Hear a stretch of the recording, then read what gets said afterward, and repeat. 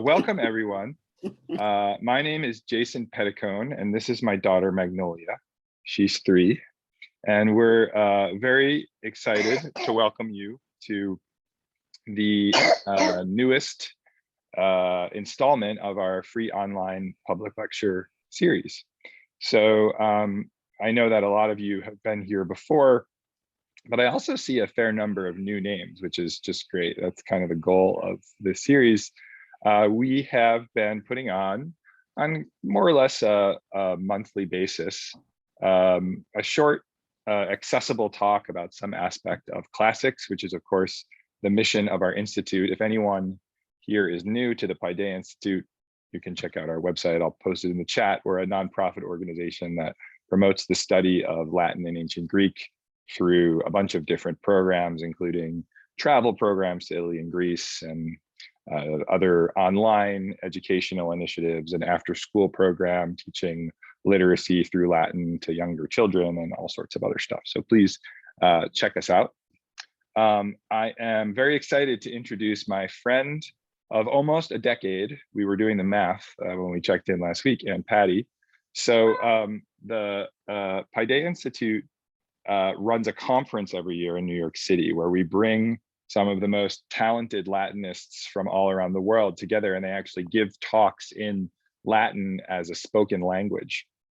And in 2014 or 2015, I got a message from a woman named Ann Patty who said, "Hey, I just retired from the publishing industry and I'm getting into Latin, and I noticed you guys are having this conference and it looks really cool, but it's also a little intimidating because I certainly can't speak Latin and I don't know if this is really for me."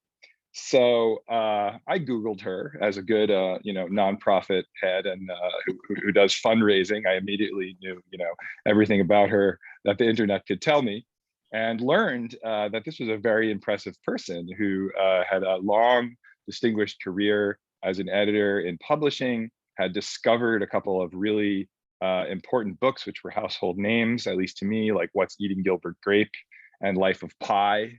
And I said, "You are so cool," responding.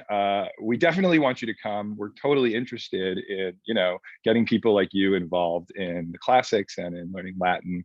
So Anne came to the conference, and that sparked a friendship, which has lasted something like 8 or 9 years now. She's a Paideia Institute advisory board member. A few years later, Anne actually came to Rome during the summer while the Paideia Institute summer Latin programs were going on. And she stayed at the American Academy in Rome and worked on her book, which is called Living with a Dead Language, which is a wonderful memoir about her experience learning Latin in retirement. I show up in it, as do many of other Paideia people, but it's also a great sort of meditation on a lot of different questions about life and getting older and, career and family and all that stuff. So I heartily recommend the book and encourage you to buy it. We'll drop a link to the Amazon book in the chat. And with that, I think I will hand it over to Anne to tell us a bit more about her experience. So thank you very much, Anne, and take it away. Thank you, Jason.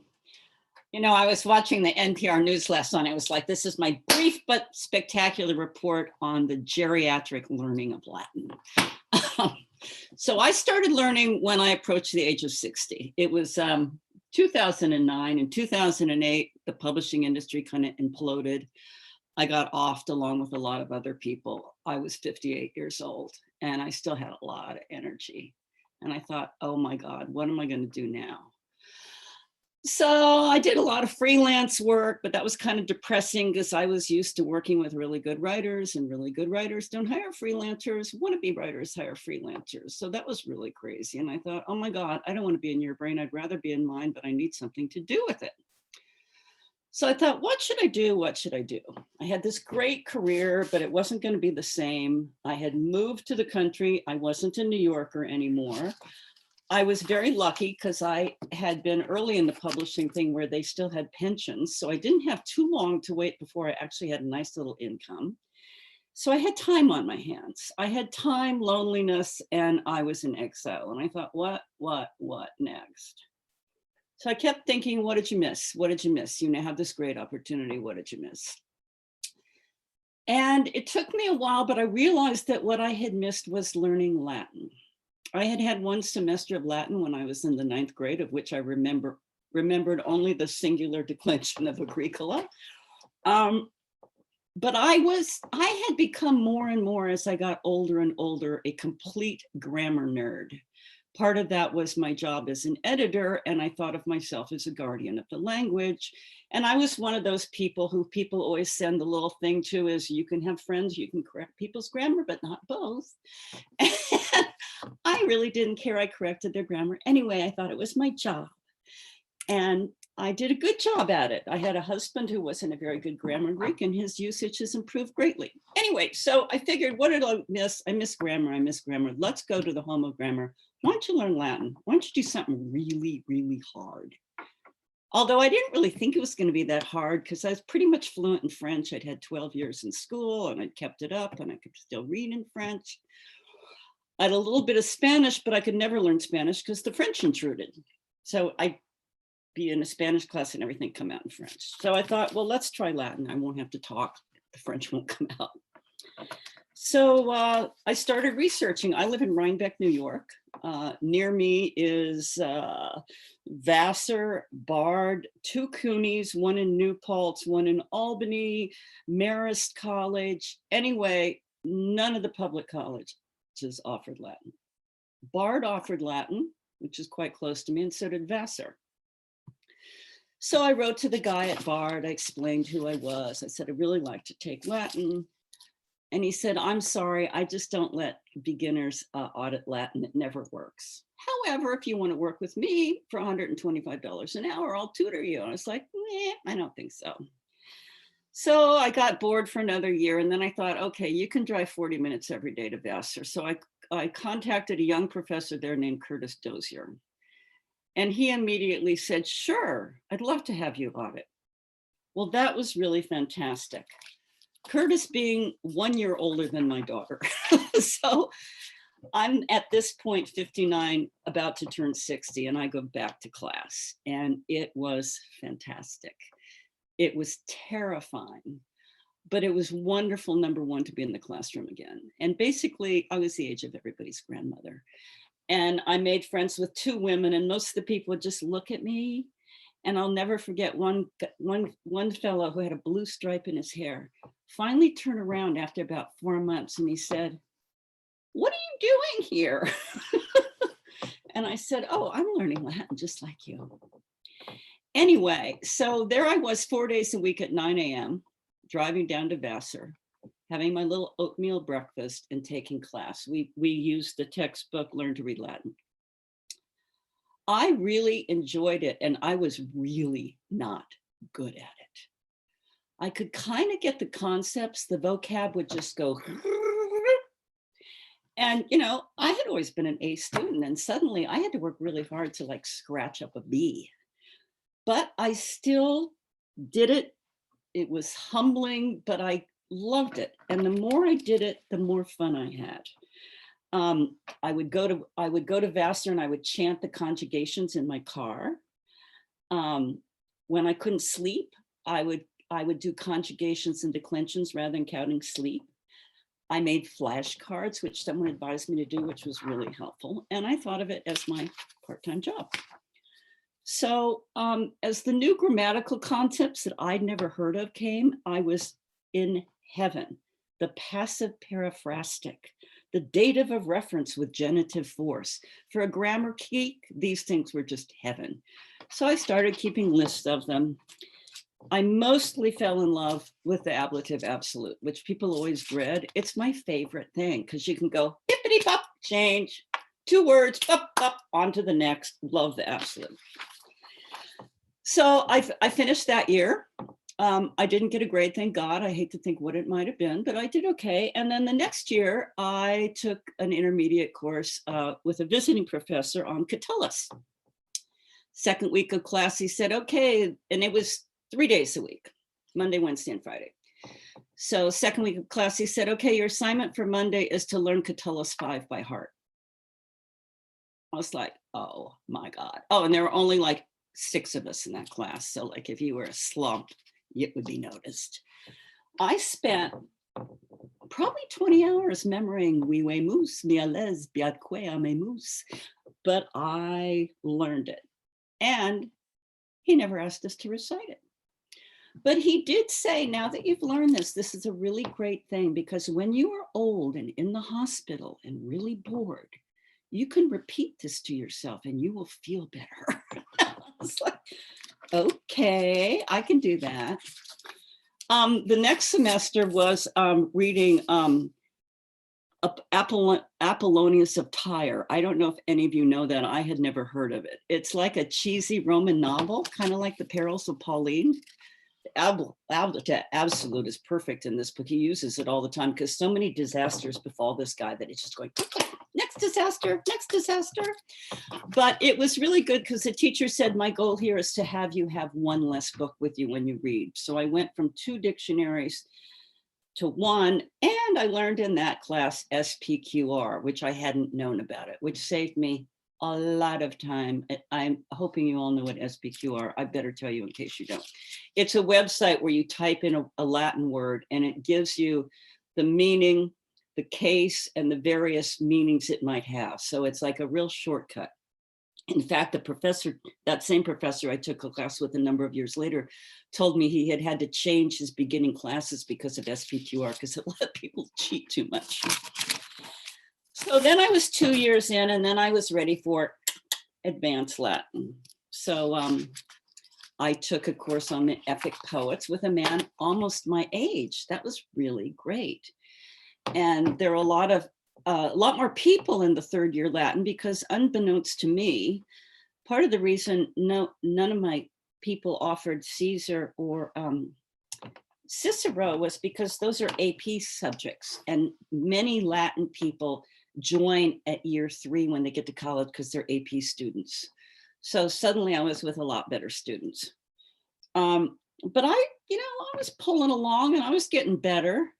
And at this point, I realized I probably had a book. So I was taking notes, very different notes than everyone else was taking, because I was taking notes about things that might be fun to talk about rather than just the Latin. And so I was going on. Then I took the next semester, I took epigraphy and Latin history.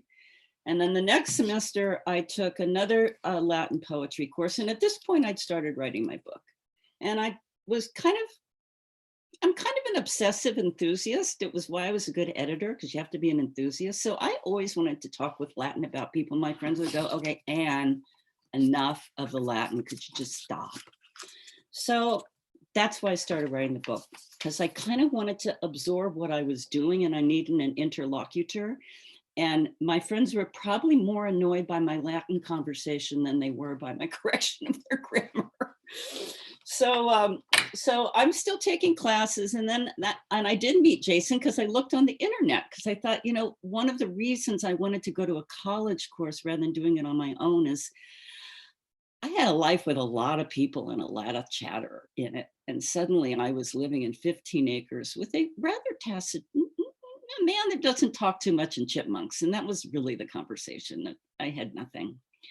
So that's when I found Jason, and I wrote and I went, and that was really daunting because trying to speak Latin was really, really something. But I thought, well, I might as well add that. So after Jason's class, I continued to do some other weekends. I did Salvi in West Virginia, which is well known, and I did a weekend at the Wethersfield Mansion in Millbrook.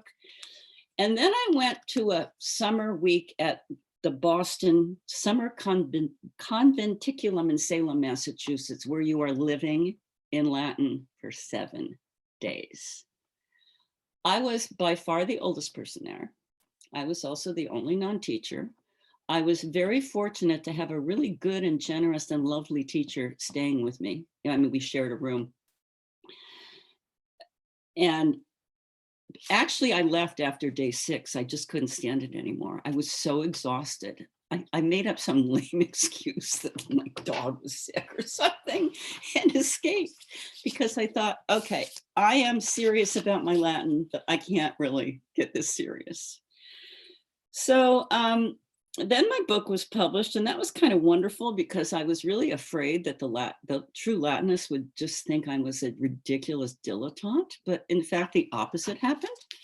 And even though I had paid someone to go over my Latin, another friend, actually a Paideia friend who got the galley, sent me a 4-page letter with corrections.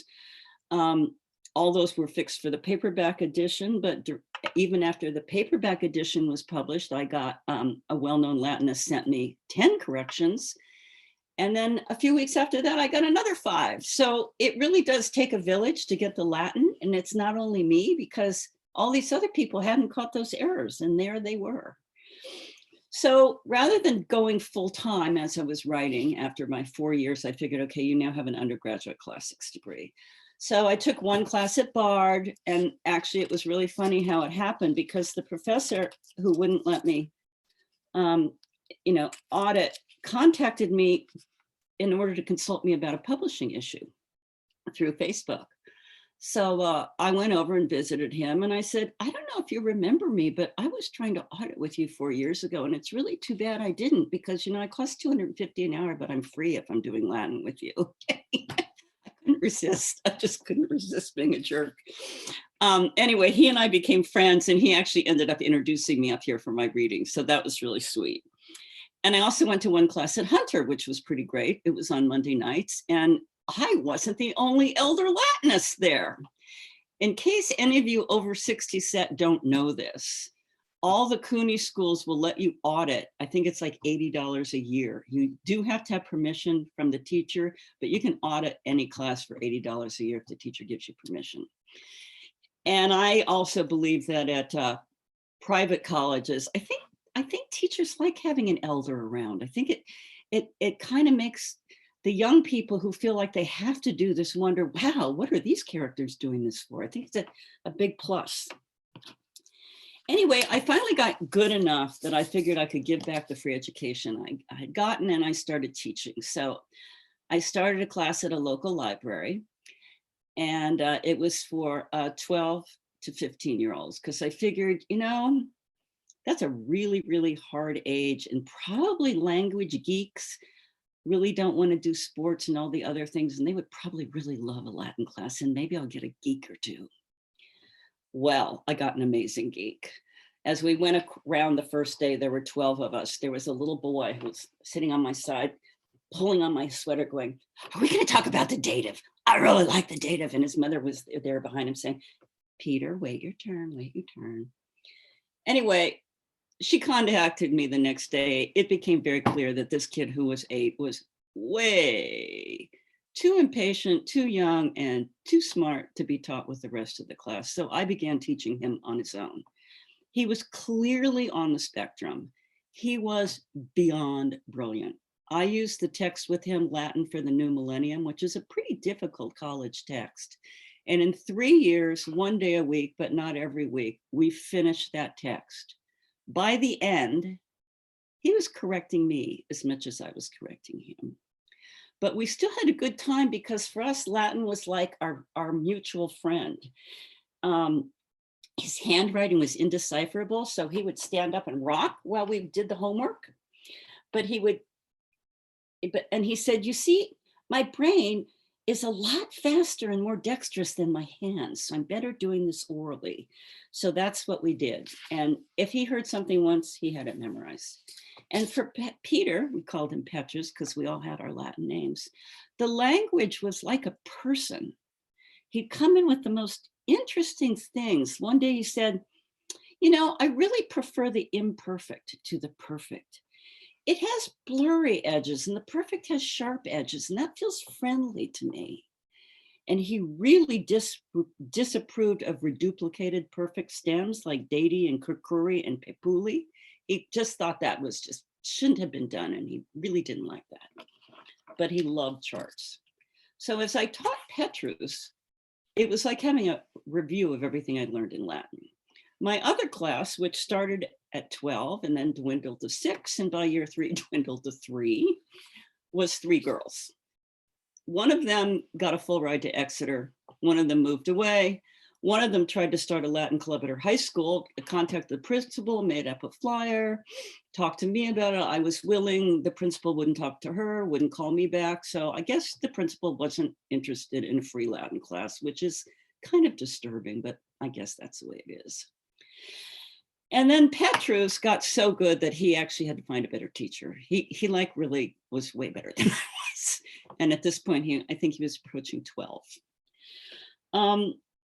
So I thought, well, if I got to keep this Latin up, or I'm going to lose it. And purely by luck, I was contacted by a lifelong learning program at a state college in Kingston, asking if I'd want to teach. And I said, sure.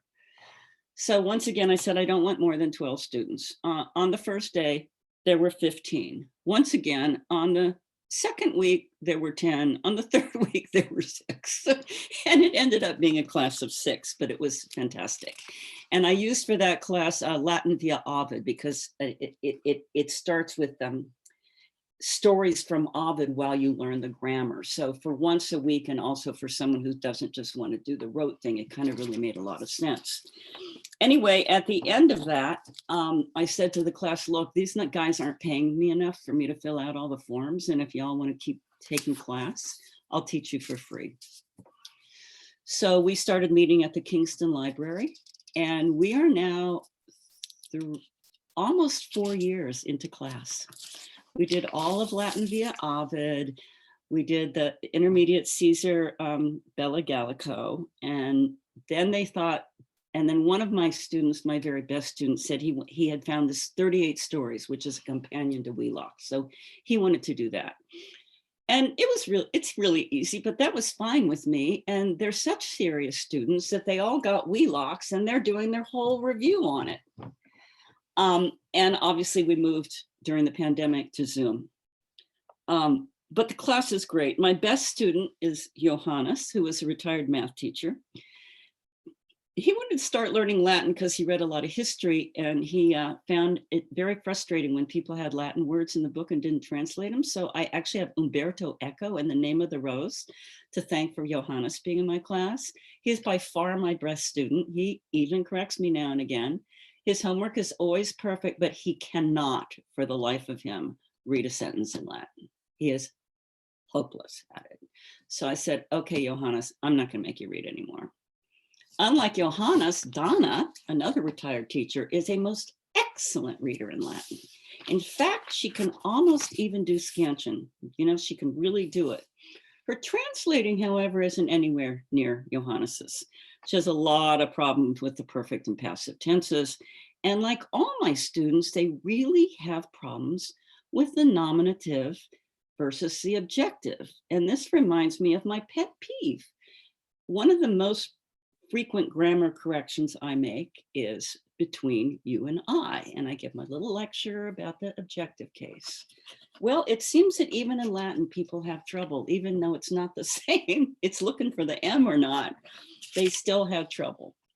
My other students are a couple who were IBMers and lived in Germany and learned German, had always wanted to take Latin. They'd taken intensive at Fordham, but they found it, I guess, too dry and too hard. And, you know, all these people, we all think we're continuing for the foreseeable future. It's kind of amazing. And then a year ago, I invited another person to join the class who had contacted me after she read my book. Her name's Marcia. She was a Latin teacher at Dalton for many, many years and had moved up to Millbrook and said, would you like to translate with me? I want to keep up my Latin. So when the class got onto Caesar, I thought we were good enough. So I invited her to join, which she did. Then when we started the 38 stories, it was like, oh, Anne, this is too easy. I said, I know, Marcia. But we have for the past year been translating the Aeneid on, I meet class every other week now. And every other week, Marcia and I are translating the Aeneid. And I have now finished the first book of the Aeneid. Now, and I've also changed the way I translate. And I'm 70 now. So this is 10 years in, okay? It's a long time. But for the first time, I don't write out my translations. I read it again, I read it again. I read the notes, I read it again. I look up the vocab, I read it again, I read it again, I read it again until I've got it. And it is, and I've gotten a lot better. That said, however, if I go back to what I translated a month ago, a lot of vocabulary has once again gone, bye, I was here, but now I'm gone. So vocabulary, even 10 years in at my age, tends to be a bit of a challenge. I got a lot of feedback from my book. I got a lot of letters. I got a lot of letters from older people who were interested in taking Latin. I think the key to it working for older people is to have some kind of community. We're all alone too much anyway. You need someone to be studying with, preferably in a classroom. I think it makes a big mistake. And I think the support of a class and watching other people's mistakes and triumphs is really, really, really, really helpful. So I'm continuing this. I don't take classes anymore, but I still, I touch Latin almost every day. I think my favorite time for doing Latin is I have a husband who's always late, even when I lie to him about when we're leaving, we're late. And as I'm waiting for him, I translate my Latin, and it has improved our relationship because I get less angry at him. So that is my brief, not brief, 10-year and only slightly spectacular travels in Latin. I would love anyone who has questions to ask me a question. Thank you so much, Anne. Yeah, that was wonderful. And we definitely have time for questions. You may raise your hand electronically if you want, and I'll call on you. If you'd rather have somebody read your question, you can write it in the chat, and then I'll address it that way. While people are maybe thinking of questions, I'm very curious, and so I started taking Latin when I was 12 years old. That's when I started French, yeah. My first Latin class was when I was 12, and so I learned English grammar through Latin, and kind of have this like natural, I don't know, just sense of how language works and subject, object, whatever. And I'm curious, it must be because I know that learning Latin grammar provides this sort of like razor sharp awareness of all the granules of grammar and how they work. But you also had developed a very strong command of language as a literata, a book editor. So can you talk about the process of what it was like to get into the granularity of Latin grammar as a person who had already had a long career sort of working with language?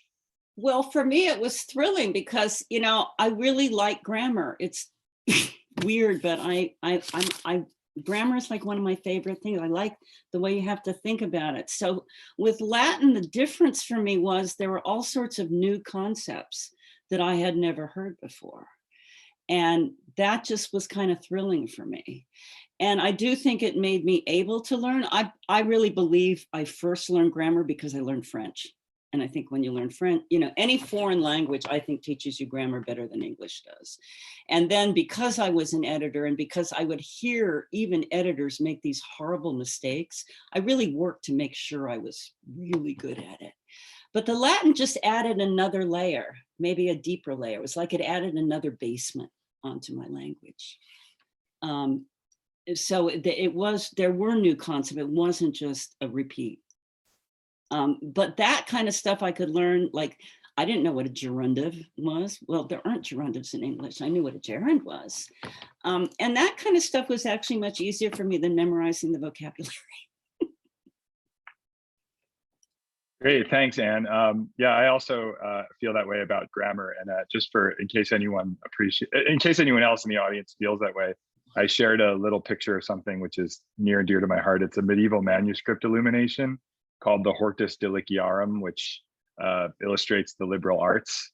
And each of the liberal arts is anthropomorphized as a woman who's holding a different implement. But grammar is at the top, and her implement is a whip. Oh, I love that. It's always been one of my favorite images. Okay, so I think next Gerald Linz has a question, and then after that, Patty, we'll take yours. So Gerald, go ahead. Just make sure you unmute yourself first, Gerald. Is it not letting you? Oh yeah, ask all to allow part. Okay, now you should be able to unmute yourself. Sorry. There we go. It wasn't letting me. I couldn't tell you it wasn't letting me. Just quick question. I live kind of out in New Hampshire, so I'm not close to anywhere where I can necessarily go physically into a class. Any recommendation of the best? And I have very little Latin. I have a lot of German, some French, but I kind of just like the idea of Latin. Right. For best primers for someone at the beginning, and best online lecture courses or something, you know, or courses where you can learn online with a group or anything like that? Jason will be better to answer the second question. The first question, my students really like learning with Latin via Obit, because you learn the grammar through Obit and you get fun stories. Although one of them actually left at a certain point saying, I can't deal with any more rapes. Okay, all right. Also, I love the one I took, and my students right now, you know, because we're doing the 38 things that goes with Wheelocks, they're loving the Wheelocks. Okay, I wrote that down, Wheelock. Right. Yeah, but Jason will know. I mean, Paideia does have online things, so Jason. Do you have? I thought they were all for like high school student type things, man. No, we have. Doesn't yeah, matter. we have a program called TelePaideia, which I just linked in the chat, which is like every semester we offer online classes at every level. If you're going to begin with Latin from scratch, or if you're what we call a false beginner, which it sounds like you might be, somebody who knows a lot about other languages and has some awareness, I would really recommend, if you have time, doing like an intensive course where you meet, like, you know, 3 or 4 times a week. So you can check that link, and it's all online though. Yeah, it's like on Zoom. Okay, thank you. Mm-hmm. Yeah, great. Okay, next is Patty Phelps, who writes, thanks so much for your inspiring story. I taught Latin in high school in the early 90s. Now I'd like to beef up my skills. Where do you recommend that I start? Oh, well, I guess the answer to that is similar to Gerald's. I would recommend the institute that I'm president of, if you're interested in online stuff. Oh, here's another link to seniorlearn.org. That's cool. I didn't know about that. Great. Any other questions for Anne? I see a hand the old-fashioned way, but I can't see your name because of an annoying scroll button. But sir, do you want to go ahead and? Can you hear me? I'm Christina. Oh, hi, Christina. Yes. Hi. I am a very active member of the Osher Lifelong Learning Program at American University in DC. And I begged them for 6 years to find me a Latin teacher. I loved Latin. I read the Aeneid, and then I went on to German, which was my major, and I'm a hopeless Latin geek. I mean, I have the same stories as you. I can't help myself. I correct. And I had hundreds of ways of teaching my students of German, you know, how to figure out if it's why it isn't between you and I. Because I would jump up and down when I heard that ever. I still do. Anyway, what I want to say is that this year, Ollie presented us with Latin for Curious Beginners with Diana Smith. And we started working together at the end of September. We're now on the 3rd declension, tearing our hair out with every aspect. And we're going to have a little break where we review, practice with Quizlet, which has wonderful vocabulary, flashcards and all that. And we are reading, using Wheelocks, and are reading the stories now. And then in February, Diana is going to do a class just for 3 days during February, during 1 week, where we do nothing but translation. And then in the spring, we're going to go on to the rest of our conjugations and declensions, whatever is coming. But I wanted to recommend this because Anybody can take these classes. I'm on Zoom because I'm in Vermont now, not in DC, but there is an in-person class. So if you go to Ollie DC, just Ollie-DC, you'll get everything about that Ollie, which is one of the best in the country, I think. And I've taken so many courses there. And now we have a Latin teacher. So I would encourage people to look into that. Great, thank you. Great. I see, sir, your name on your square is C. Jobe or CJOBE, but you have to unmute. There you go. Yeah, go ahead. Chris Job. I took a little Latin in high school and took my gentleman's B and left. And then I took German in college and in my studies. And I got to the point with German that I could have sort of a limited conversation. I have a feeling that Latin, that transition comes later. So I've been taking some online Latin, and it's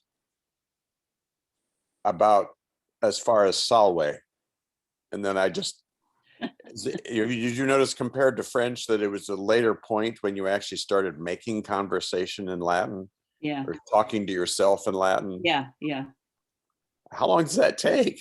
Well, I don't really talk to myself in Latin much even now. I mean, I did go to those conventiculums and I did get kind of somewhere. But I would say I don't think I started really getting good at Latin till I was about 6 or 7 years in. Now I'm 10 years in and I'm still not great at it, but I'm a lot better. Thank you. Great. Okay, so I'm just going back through the questions here. I see Thomas, Dr. Skolko. Hi, Dr. Skolko. He's a friend of the Institute. He notes, I've always thought that Latin has helped me with problem solving, taking apart a complex sentence or ode and solving it. Very helpful in my practice as a surgeon, solving medical problems. What are your thoughts? Do you see it similarly, Anne? I agree completely, because it forces you to think in a different way, in a way. You know, Latin, they don't think the way we think exactly.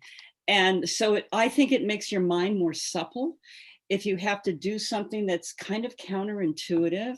And in fact, one of my students who is, I think she's like 69, 70, when I asked them, you know, what do you like most about this? Why are you continuing on? What she wrote me is she said, my vocabulary is better and my debating skills are better. And I've gotten even better at arguing with my husband. So I think any kind of difficult brain exercise you do translates everywhere. I think. I don't really know, but that's what I'm hoping. All right. The next question is from Mark Reuter, who's also a good friend. Hi, Mark. Nice to have you here.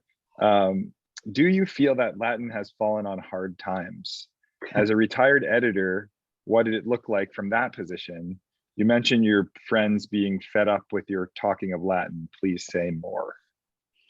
I think Latin has fallen on really hard times. I mean, Jason can actually speak to this.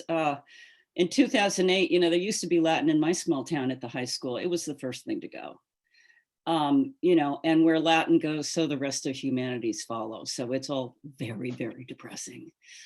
From my vantage point as an editor, I would say editing has fallen on hard times. I mean, you should see the bloopers that are in books now. It's unbelievable. And to me, first of all, any book goes through an editor, a copy editor, and a proofreader.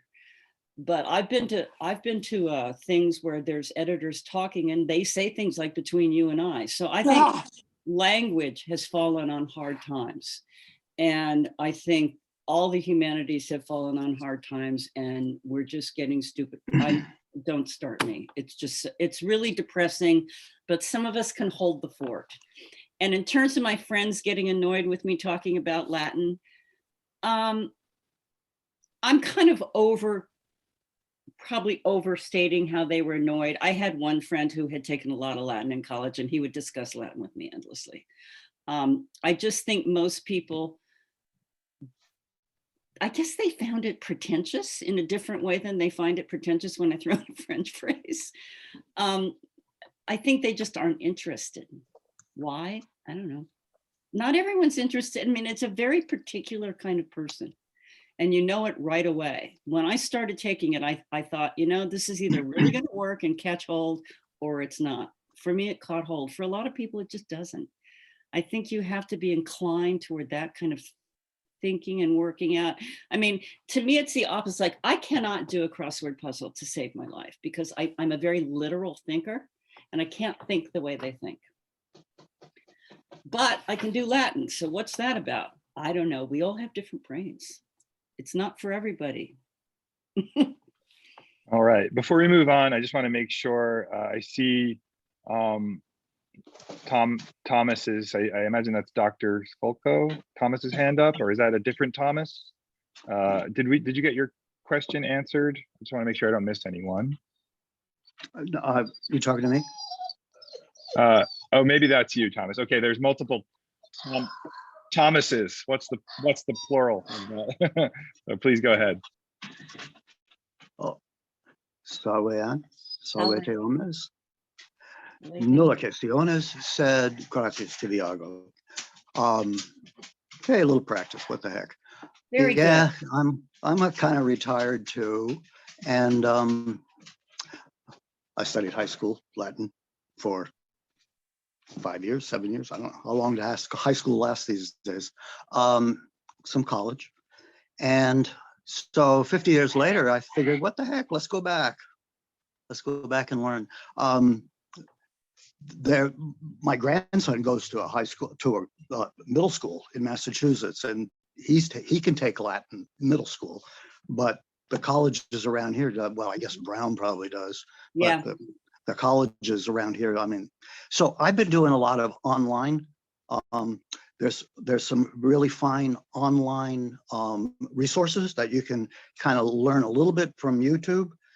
Well, actually more than just a little bit, and you can get more and more reading, more audio books that go with the written text, written books, not just, I mean, you can read The Little Prince in French, you can read it in Latin.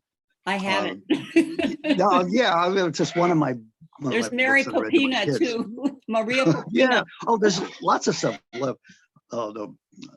Harry Potter, for example, you know. But I find that the resources that are available they're really not very expensive. Paideia is one excellent one. One of these days I'll get the courage up to go to Living Latin in Paris. So I really like to do that. I have that on my to-do list for the last 3 years. It's been on my list for quite a while too, although I think I'm going to do the Caesar and Gaul right. and get to the south of France instead. And you can go to Rome, you can go to Paris, you can go to London, Yeah. you can go to New York City too, I guess. But hey, why? Anyway, I just want to say thank you. I was perusing your book here on my other device, you know, and looking at that and checking out the learning with Ovid, which I thought that might be fun. Anyway, gracias tibiago. Gracias tibiago.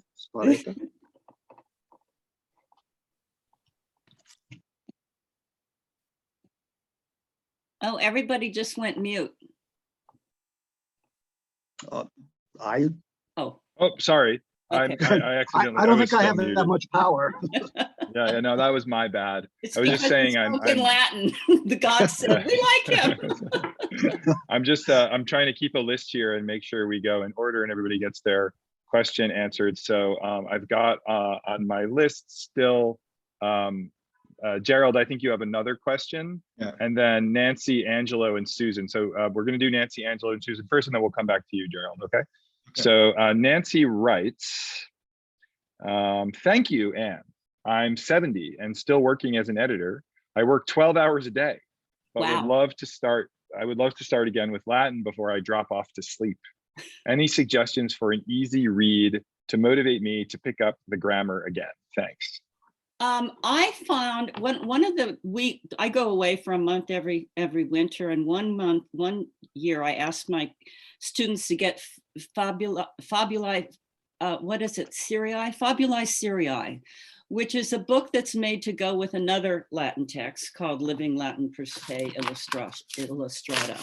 And Fabulae Syrii are the stories that the housemaid tells to the kids. And it starts out pretty easy and it has grammar right on the other side. And I found that really good. There's also, excuse me, a well-known book called Fabulae Facilis, which is a little harder. But here, I probably can show you Fabulae Syrii right here. Hang on. It's all right. And I've got them noted in the, Okay. I've got them noted in the chat. We'll get the link I out there find for that people, really so. easy. Or you can check out Apollonius of Tyre, the thing I was saying that I took in the second year, which is, you know, like Perils of Pauline, and it's pretty easy. It's just in a little book, but you can probably, it's in a, I got it, not even in a bound book, but you can probably find it somewhere. But I think the Fabulae Syrii is my best suggestion. Great. Yeah, I've noted those all in the group chat if people want to Google them. One thing just to say about further to that is that it's much easier to read Latin written by English speakers than it is to read Latin written by Latinists. A lot easier. Yeah, let alone ancient Romans, right? there really is a big learning curve. difference, but you can get in by reading Latin written by English speakers and then take the leap. Brilliant. Okay, next on my list is Angelo Vassar. Do you want to unmute Angelo and give us your question if you're still there? Angelo, are you with us? Perhaps not. Maybe he'll come back. Oh, I'm up here. Yep. Oh, there you are. Great. No Yes. problem. Welcome. Zoom. Yeah. Yes. And I like it. This is a question for both of you. And I am studying Latin with Dr. Lafleur using Wheelox and online. And I'm up to chapter 17.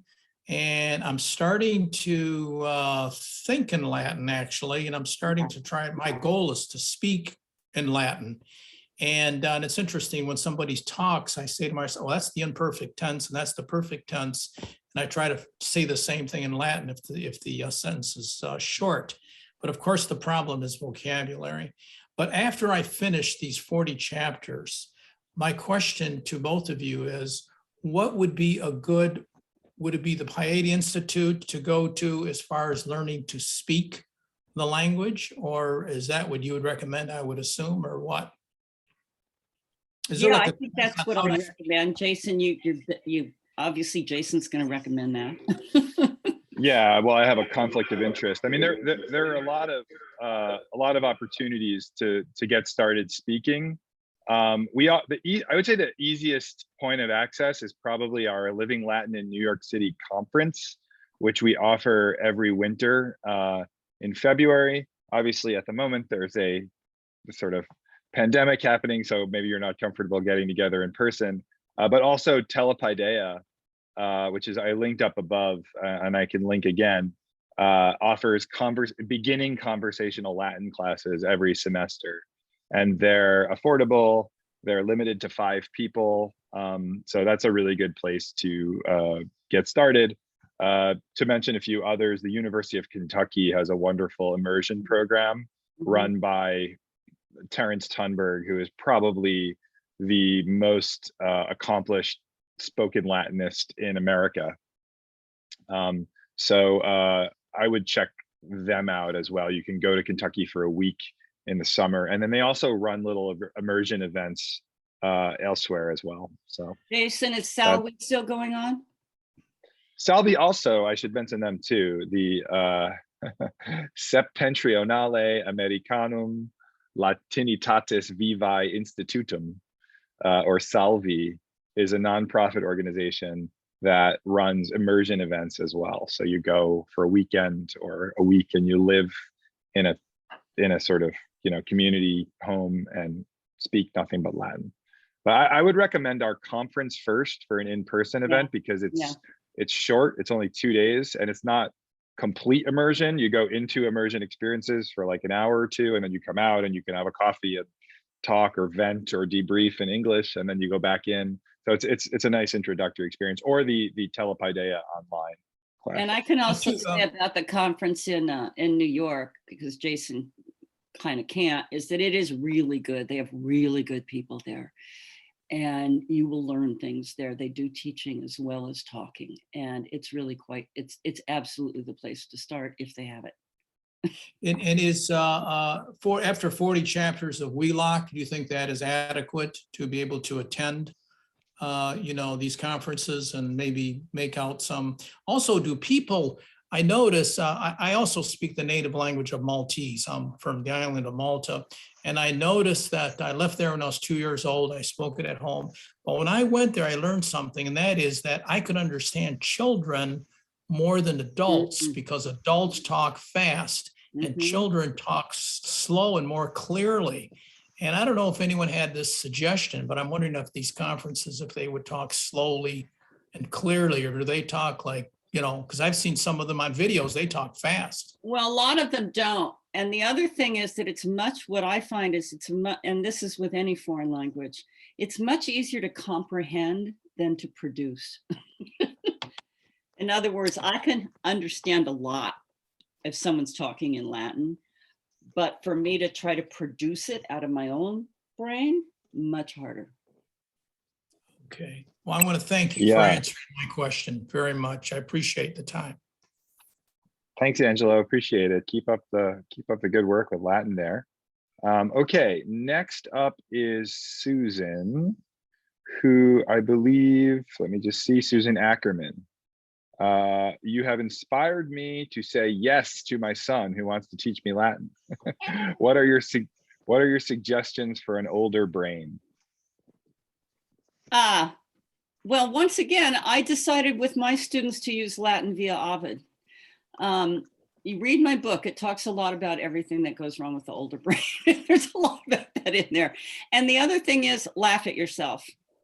Don't take it too seriously. Take it seriously, but realize you have an older brain. Your memory isn't what it once was. And the fact that you're doing this is going to stave off Alzheimer's, I hope. Great. Yeah. And if I can just add my 2 cents before we get to Gerald's next question, I've done a lot of language learning. I've learned sort of 8 languages to some level of fluency. And the one insight that I could offer about language learning that people often don't realize is it's really 99% perspiration and 1% inspiration. And the value of repetitions is just so valuable. So just, you don't have to figure it out as much as you just have to do it over and over again. So I recommend, I'm also into meditation, and I recommend taking a sentence or a paragraph of a language that you're learning and just repeating it out loud over and over again, to just build sort of familiarity and get your mouth used to it, almost like a mantra. So if you take that approach to language and say, this is more like training to run a marathon or building up the amount of push-ups that one can do, as opposed to trying to, figure out something analytically with your head, I find that that's a helpful mindset. Same thing is true of learning music. Learning piano or guitar, and it's the same thing. You got to practice your scales. Yeah, exactly. I think actually, Gerald, I know you've been waiting patiently, but I think I actually need to get to Jasmine first because she has as well. And I almost didn't see your hand there because it's up in the sky in your image. But Jasmine, please. It's just further to the last question. I'm trying to quit Latin, but I'm not very good at it. And I keep at it, and I'm given up. I can't quit. And I would really be interested in your experience in Rome. And I loved your book because I was in a Catullus class about 5 years ago, and one of the kids told me, you really got to read this book. So I thought that was funny. And how did the Paideia Institute, the summer class, you stayed at the American Academy in Rome. Do they dovetail? No, what happened is I was going to Rome anyway. I don't remember how it happened. I know I spent 2 weeks in Rome. I got into the American Academy I think Jason was helpful, but I also had chapters of my book, you know, and I had a literary background. So I mean, I don't know how hard it is to get in, and we got very lucky to get like the best room there. But I think, Jason, I went to class for a week or 2 weeks, and it was really wonderful because there's not only the classroom, but there was some trips. Mhm. We went to Nemi, and where else did we go? Oh, we went to Horace's villa. And in fact, I had talked to Jason about this once before, that I thought he ought to open his classes to seniors to come to Rome and to come to Paris. Because I think for those of us, you know, having a community of interest with people or being with other people, it's just so nice when you're older or younger for that matter. It's just harder to find. Can I respond to that and just say, I'm so happy to see all of these enthusiastic older Latin learners here. And we've been desperate to connect with this community, but haven't really known how.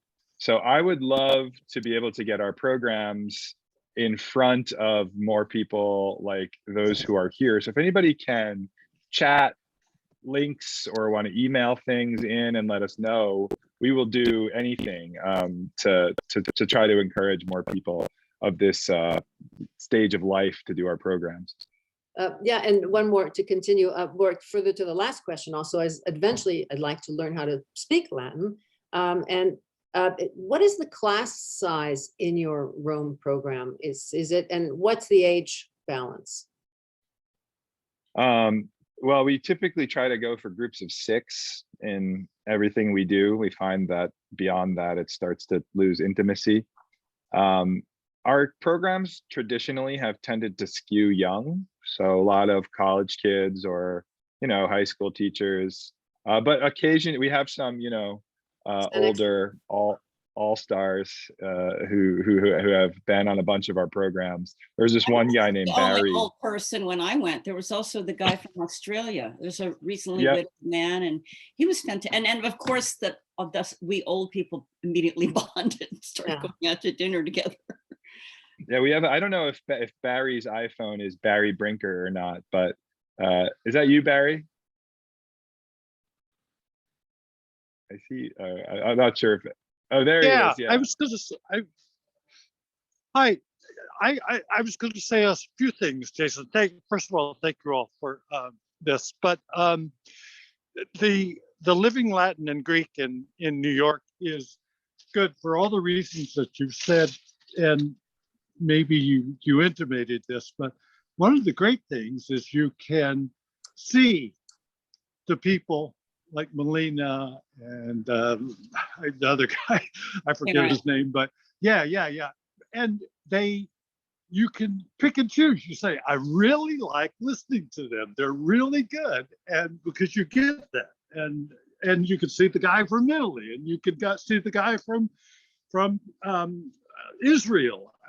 It's a wonderful opportunity to see what appeals to you, like what you understand. The other thing I would say is, like, I have found the Paideia programs to be really welcoming in a way for an old guy like me. Very. It's a wonderful opportunity to talk to somebody who's in his 20s, and, you know, I can get to know them a little, you know, or the 30s or 40s, but there are a few.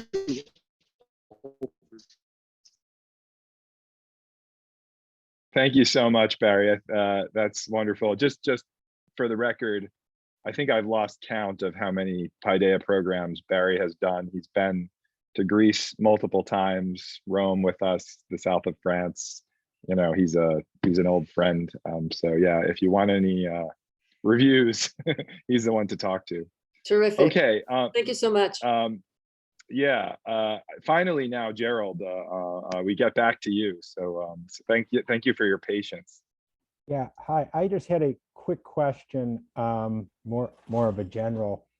I've always been impressed that folks like John Adams and all the founding fathers, they all seem to know Latin and Greek. And they couldn't really go to school or a private school for 8 hours a day. They were helping on the farm and all this stuff, and they didn't have online courses or anything. what did they use to, like, by the time they were like 15, I mean, they may not have been fluent, but they could read it. They were reading Cicero and all this stuff. What were their resources? How did they learn it all the time? I actually know a little bit about this because I've worked on the history of classical scholarship, so I can take this one, Anne, unless you have No, I don't. thoughts. I would hope that's yours. So, I mean, one thing to think about is that the way the educational system used to work is that really Latin and Greek were incredibly central. So they started very early, and that was more or less all they did. So like if you look at the admissions requirements for Princeton University in like 1800, it was basically, can you read the Bible in Greek, the New Testament? Can you read Latin and do Latin prose composition? And that was it. So they were very central. And so I think back then, in the Enlightenment, they were a huge part of education that started a lot earlier. So that was one aspect to it. Now, as far as like specifically what materials they learned, I don't know. I mean, it's fascinating actually to look back at the like textbooks that were used in this time, and there are scholars who have done that. So what I'll do is I'll chat. There's a wonderful book that I recommend for everybody called The Founders and the Classics, which is about your question, the engagement of the founding fathers of America with the Greek and Latin classics. And then the bibliography goes on from there. But then there's another scholar, I don't know how deep you want to go into this hole, but there's another scholar named Christopher Stray, who actually has dedicated his scholarly career to the history of Latin pedagogical materials. So if you want to know how 18th century British schoolboys learned Latin, this guy has a book or an article on it. So you can check out Christopher Stray. Thank you. All right, how are we doing here? Magnolia is back. She's curious when Daddy is going to be done with this work he's doing on the weekend. Are there any other questions? If not, I think we can say Wale to Anne and gratias maximas tibi agimus. Thank you so much. Omnes. And this has been recorded and will be posted on YouTube. So you can find it there and share with your friends. And I hope to hear from all of you. You'll be put on our mailing list. Feel free to unsubscribe if you don't want to be bothered by us, but you'll be put on our mailing list from having signed up. And you'll get notifications about things like online classes and conferences and courses and things like that. So thank you very much. I'm very inspired, I must say, by this. Thank It was you, a wonderful everybody. talk and a wonderful discussion. So I hope everyone has a great afternoon, and thanks again, Anne.